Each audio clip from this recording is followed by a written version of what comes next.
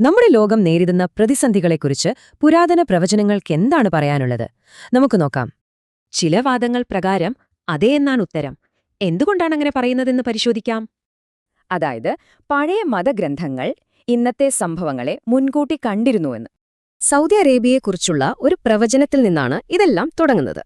ഈ പ്രവചനം കൃത്യമായി ഇന്നത്തെ ചില ഭരണാധികാരികളെക്കുറിച്ചാണെന്ന് പറയപ്പെടുന്നു. അതായത് പുള്ളിപ്പുലി എന്ന പേരിനർത്ഥമുള്ള ഫഹദ് രാജാവും അദ്ദേഹത്തിന്റെ സഹോദരൻ അബ്ദുള്ള രാജാവും.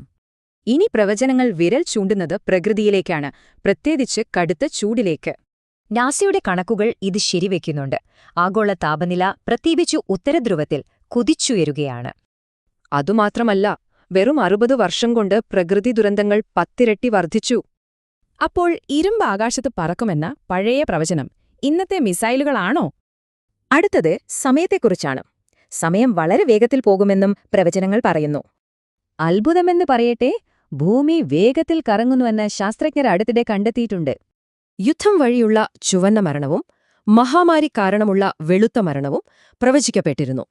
ഈ അടയാളങ്ങളെല്ലാം ഒരു ദൂതിന്റെ വരവിനെയാണ് സൂചിപ്പിക്കുന്നത്. കായിം അഥവാ ഉദിച്ചുയരുന്നവൻ. കോവിഡിന് തൊട്ടുമുമ്പ് ലോകം ഒരു ചെറുജീവി കാരണം നിശ്ചലമാകുമെന്ന് പ്രവചിക്കപ്പെട്ടു. അപ്പോ ഇതെല്ലാം രോഗനിർണയമാണെങ്കിൽ എന്താണ് ഇതിനൊരു പരിഹാരം? ഒരുപക്ഷെ ദൈവികമായ ഇടപെടൽ. കോവിഡിന് മരുന്ന് വേണോ? 10 മിനിറ്റിനുള്ളിൽ തരാം. ഇതായിരുന്നു ആ വെല്ലുവിളി.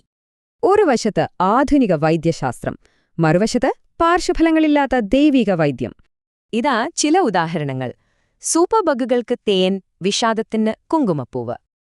അതുകൊണ്ട് യഥാർത്ഥ പരിഹാരം വെറും മരുന്നല്ല, മറിച്ച് ദൈവിക മാർഗനിർദ്ദേശമുള്ള ഒരു നേതാവാണ്.